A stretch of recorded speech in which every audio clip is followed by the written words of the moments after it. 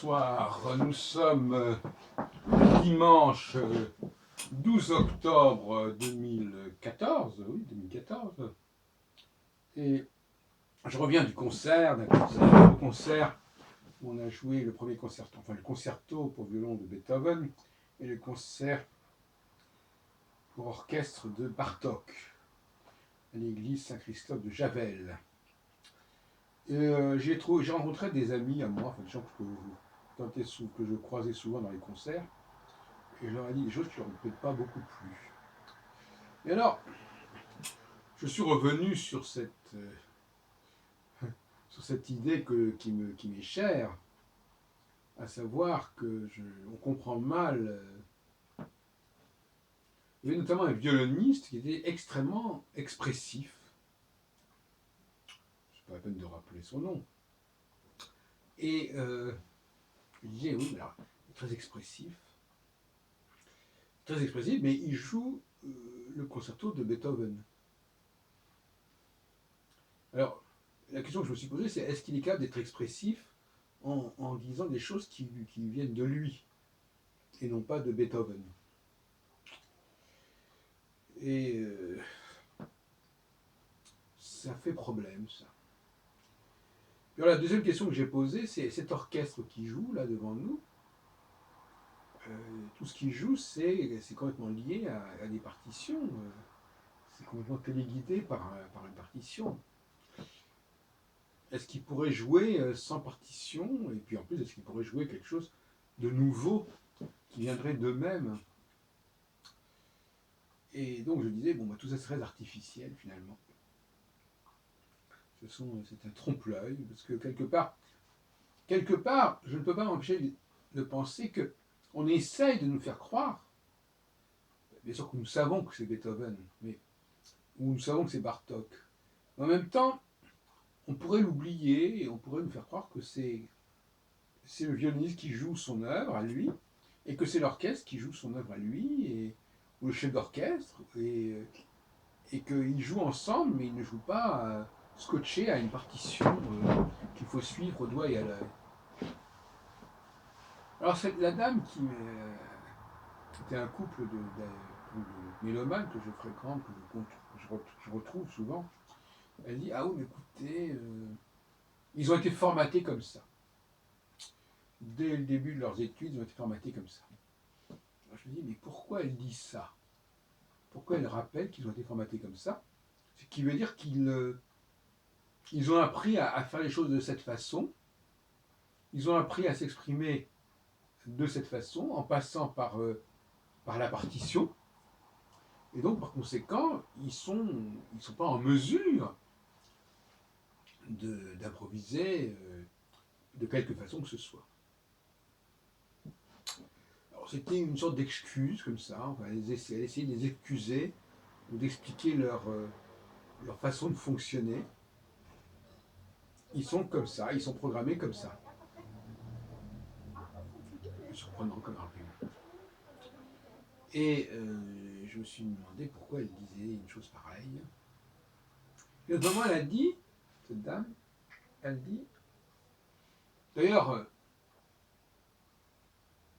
on ne peut pas laisser l'improvisation se faire parce que elle laissait entendre que cette improvisation, il pouvait y avoir des choses très, très intéressantes qui seraient perdues. Elle a même parlé d'un scoop musical. Et alors, il y a une idée musicale puissante et il faut la noter. Il faut la noter impérativement. Et je lui ai répondu, oui, écoutez, bon, d'abord, on enregistre. Puis deuxièmement, bon, ça reviendra. Ça reviendra. Si moi je joue donc et que j'ai des trucs très puissants que j'ai fait en jouant, je trouve très puissant. Bon, je peux effectivement, de toute façon j'enregistre tout ce que je fais et que je fume tout ce que je fais, mais ça c'est notre problème. Mais de toute façon, ça reviendra. Je ne cherche pas à répéter ce que j'ai fait avant. Mais je sais que je vais me répéter.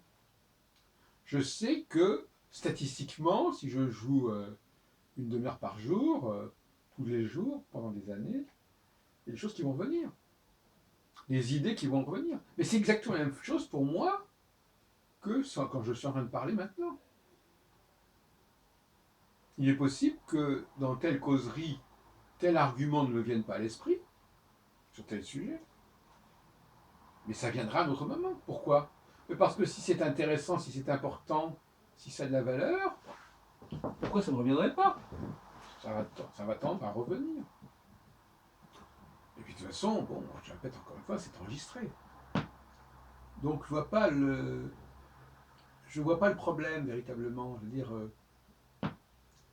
croire que on pourra rien faire de beau dans l'avenir et que les choses du passé, il faut les préserver, il faut chérir leurs souvenirs il faut les archiver avec le plus grand soin parce que demain peut-être qu'on ne pourra plus rien faire, qu'on sera plus capable de rien.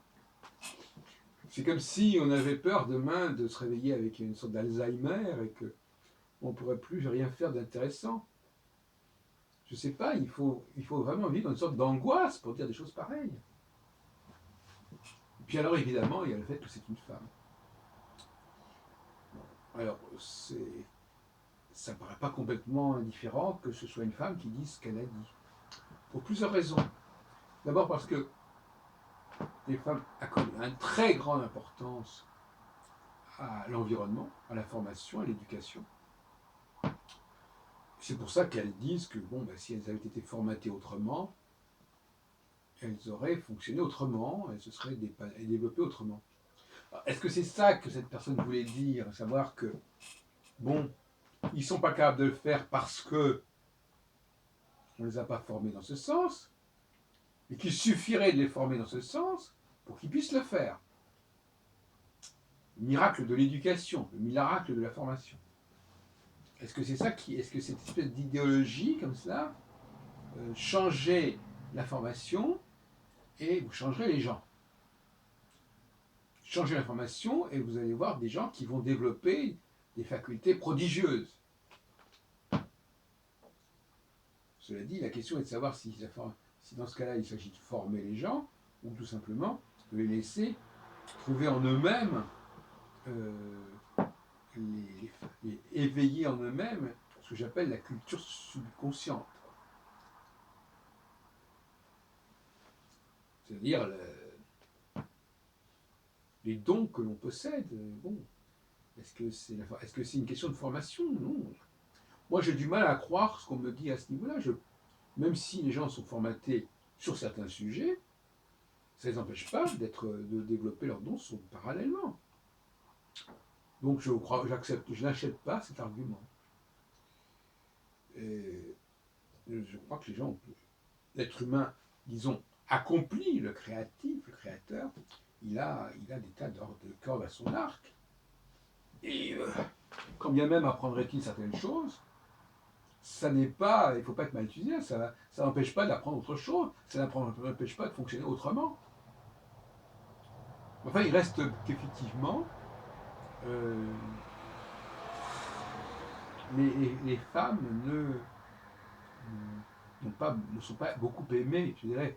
C'est pas qu'elles n'aiment pas la musique, c'est que la musique ne les aime pas. Qu'est-ce qu'on y fasse? Alors il y a des gens qui disent ah oui, mais il faut réécrire une histoire des femmes. Et vous verrez qu'à ce moment-là, je ne sais pas quoi, vous verrez ce que vous verrez.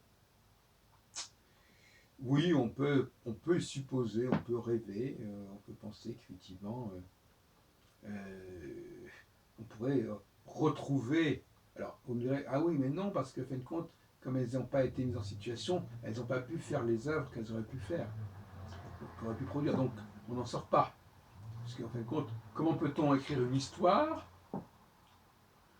de choses qui n'ont pas eu lieu, de choses qu'on a empêché d'avoir lieu? Alors, de deux choses l'une. Alors là, il y a deux théories intéressantes. Soit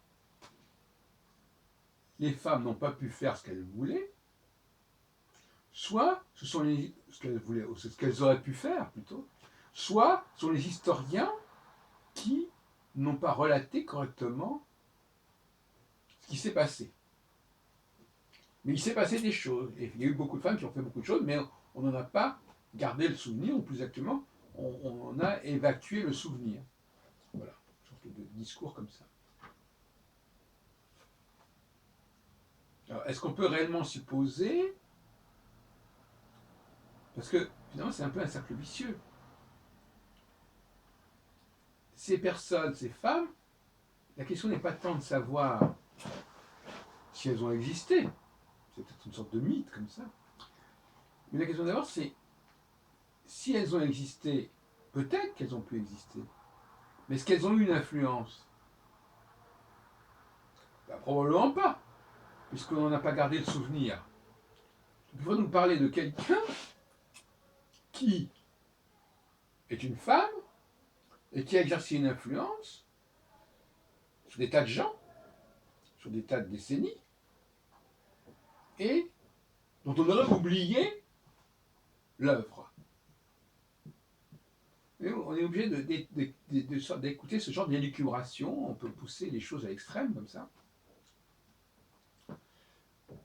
Bon, on va terminer sur la question, effectivement, de pourquoi les femmes n'arrivent pas à faire de créer de la bonne musique. La musique qui à s'inscrire dans la chaîne, parce que c'est quand même une chaîne, la chaîne des productions musicales. Et donc, pourquoi elle n'arrive pas à servir de modèle musical? Puisque toute chaîne est fonction de modèle, est faite de modèles. J'influence d'autres personnes, j'inspire d'autres personnes. Alors, il y a le cas de certaines femmes de compositeurs qui ont pu les inspirer. La femme de Mahler, par exemple. Et puis, je ne sais pas, autour de Wagner, peut-être aussi. Autour de Mendelssohn. Autour de Schumann. Voilà, on a quelques éléments féminins comme ça qui, je ne sais pas, on pourrait presque imaginer après tout qu'on leur a volé leur œuvre. Ça aussi c'est une thèse amusante, quelque part. Pourquoi pas? Leur œuvre a été volée, elle a été récupérée par des hommes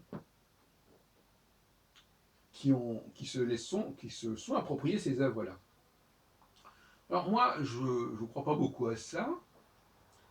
Je croirais beaucoup plus dans l'autre sens. Bon, dans l'autre sens. Je pense que certaines œuvres féminines sont très marquées par des œuvres masculines. Maintenant, la question de savoir pourquoi les femmes n'ont pas réussi dans le domaine musical en tant que compositeurs, depuis, disons, le XVIIIe siècle, jusqu'à nos jours, moi je crois que c'est quand même très révélateur d'une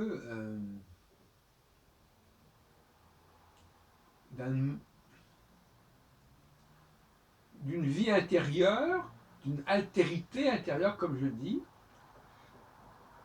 d'un monde intérieur qui est moins cultivé, je dirais, moins développé, moins structuré.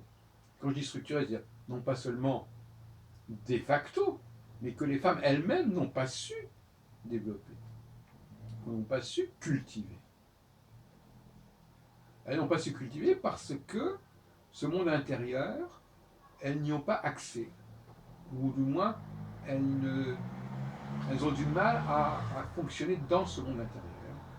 Beaucoup plus que dans le monde extérieur, où là, elles peuvent beaucoup plus faire du rangement, faire de la décoration, etc. Mais le travail sur le monde intérieur n'est pas à la portée de la plupart des femmes. Et donc, il y a une production qui vient de l'intérieur, qui émane de l'intérieur, et qui, chez les femmes, n'aboutit pas.